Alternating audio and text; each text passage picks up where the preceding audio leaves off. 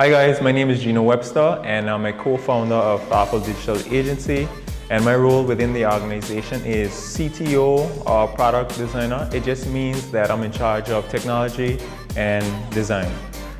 Gino and I have been in business together for the past 6.5, 7 years, and we get asked the same question over and over and over again.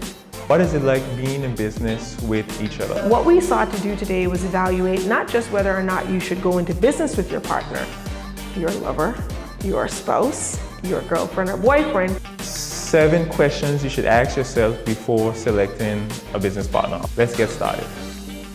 Question number 1. Do I like this person? It sounds like a really simple question, and it is, but still it's not. Do you like the person that you are considering going into business with? It's really important because when you're in business with someone, you spend so much time with them, whether you're working physically or you have to do Zoom and Skype calls, WhatsApp, you have to be in constant communication with this individual over and over again. Some things you can ask yourself are, can I tolerate this person's attitude or their personality? Can I be in their presence for lengthy periods of time?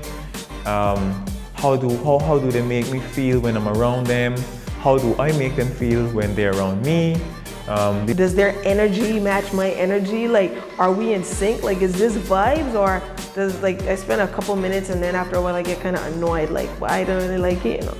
Ask yourself, before you decide, will I go into business or should I go into business with someone, do I like this person?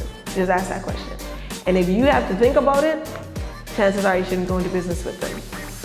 Question number 2. What are their goals and are we in alignment? Everybody has different goals, big, medium, small, whatever they are. And we're entitled to those. Everyone is entitled to their goals. Where do you want to be in the next 5 to 10 years? What you don't want to happen is that you want to go to the east and your partner wants to go to the west. You want to go to the moon and your partner wants to explore the depths of the ocean. Whatever your goals are, it's fine. Just ensure that you're in alignment, that you're both headed in the same direction. This is going to be really critical. It doesn't seem that important when you're just starting out, though it should, but it's going to be really important, especially as the business grows and you have to make those critical decisions as to which way you're going to pivot. You want to ensure that you guys are on the same page and aligned with your goals. Question number 3. What skill sets does this person bring to the table? Like, you might like the person and you guys might want the same thing. Like, yeah, man, I like you, you're my friend, and we want to do good together, we want to succeed, and we want to have this, that, and the other, we want to experience this, that, and the other. Okay, cool, that sounds great. What skill sets does this person bring to the table? And skill sets vary. Like, it could be they are great at raising money. It could be that, like Gino, he's great at product design and software engineering. Or myself, I'm really good at business development.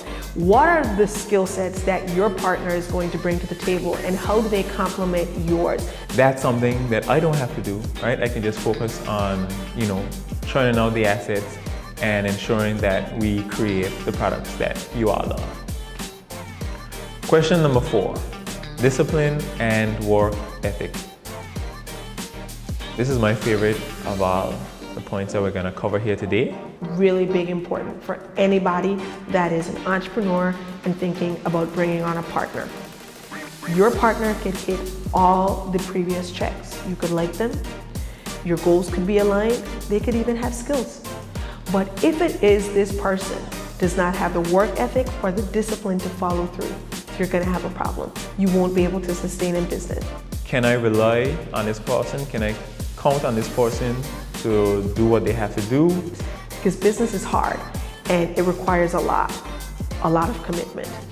When I first met Gino, even before we got into business together on a personal level, I was extremely attracted to his discipline. He would get up every morning at 5 a.m. He would run the beach.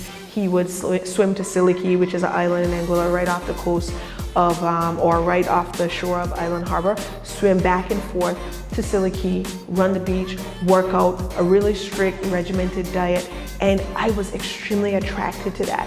And why I was attracted to that was because it spoke to his character. he was someone that I could tell was committed, and once he made a commitment, he was disciplined in following through on it. You're looking for that in a partner. Question number 5. Is he or she a team player? How many of you guys play sports?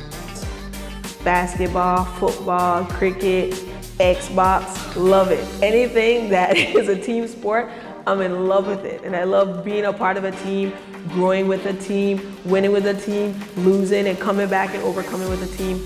Love it. Business is the ultimate team sport. It's why we call ourselves squad, because we are a squad. What happens when things don't go their way? What happens if, there's a hiccup? We all have bad days when starting out. It's a new organization, everything is fresh, there'll be a lot of roadblocks. How does this person handle that? Like, how do they handle failure or losses? Team players are committed to growing and consistently, continually developing themselves. Team players are committed to being there and supportive of their teammates. They're committed to lifting each other up. Team players are accountable. Team players know how to win and they know how to lose. They don't cast blame. They don't say, oh, you're the reason why the goal didn't score. You're the reason why we missed that shot. You missed all your free throws. That's why we lost the game. Oh, the rain fell. That's why we lose. Like all these different things. Like, that's not a person you want to be on a team with. You don't want to be on a team with people that are arguing and looking to assign blame, shift blame around, and not hold themselves accountable for their outcomes. And likewise, you don't want to be in business with that person either.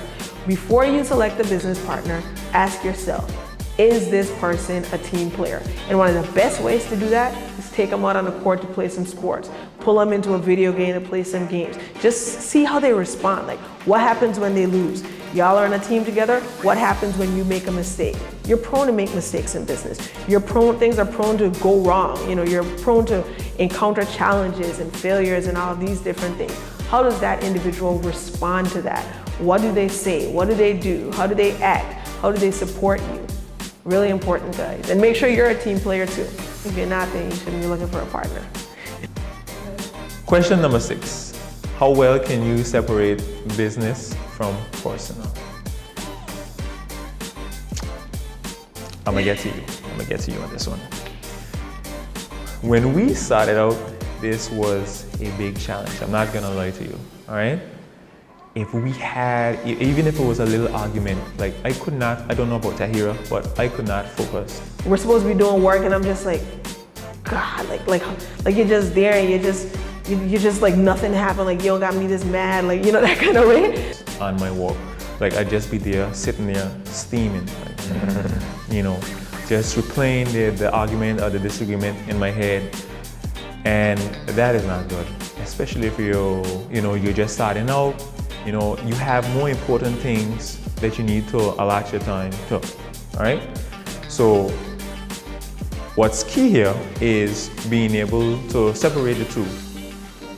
For me, it's about having conversations, and I don't think that there will ever be a time where upfront you know for sure that, oh, this person is going to be able to separate any personal agreement we have from our professional space. That's just not realistic, right? That's not a realistic way to look at it. However, what you can assess is whether or not this person is reasonable.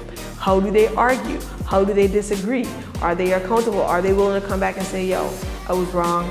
I made a mistake. I shouldn't have said that. Are you willing to do that? Like, that's really important. So you can't ever determine how someone is going to respond in the moment to a personal situation in a professional environment. But what you do want is to be in business with someone who is reasonable and accountable, who's willing to come forward and say like, okay, you know what, this makes sense. Or who's willing to say, I do believe this, but what you're saying, it has some merit. And so let's agree to disagree, or let us move forward from this space in a respectful manner. Really important. Question number 7. What happens if the partnership dissolves? This is a tricky one. That's not a question that I've always been comfortable asking, but I would suggest anybody that is considering going into business with someone, whether it's on a personal level or a professional level, answer those questions up front. Gino and I never had that conversation, and we started our business very early in our relationship. Thankfully, we've not had to really address that on that level. But I will say that what you can do to protect yourself is, first and foremost, ensure that you have an agreement as to how what the nature of your relationship is, what your roles and responsibilities are. I think that you want to be upfront about what perhaps your plans might be, what are the possible outcomes. These are not easy conversations to have. If you're romantically involved, then that's an entirely different kettle of tea. Will you still be able to meet your obligations, right? What you do intend to do, is it something that's sustainable, you know, something that you can see yourself or feel, you know, whatever career you can see yourself in for, you know, the long run, and not that you just, okay, this is a fad, I like this, I want to hop into this, you know, or just going with the flow. That is not acceptable. You have kind of get that out of the way ahead of time so that you're not waiting until things blow up, tempers are flared, you hate this person, you know, everything has gone to crap, and now we're deciding, okay, so now, yes, I hate you, you hate me, we're upset, we don't want to be in business no more. Okay, so how do we dissolve, right? That's just not, it's never gonna work out well in that way. So that's it, guys. Those are 7 questions I would suggest anybody ask before they select a business partner. I hope you found value in these tips, and I hope that our story has inspired you to go out there and get started. Think about it when selecting your next business partner and whatever your future endeavors may be. See you next time.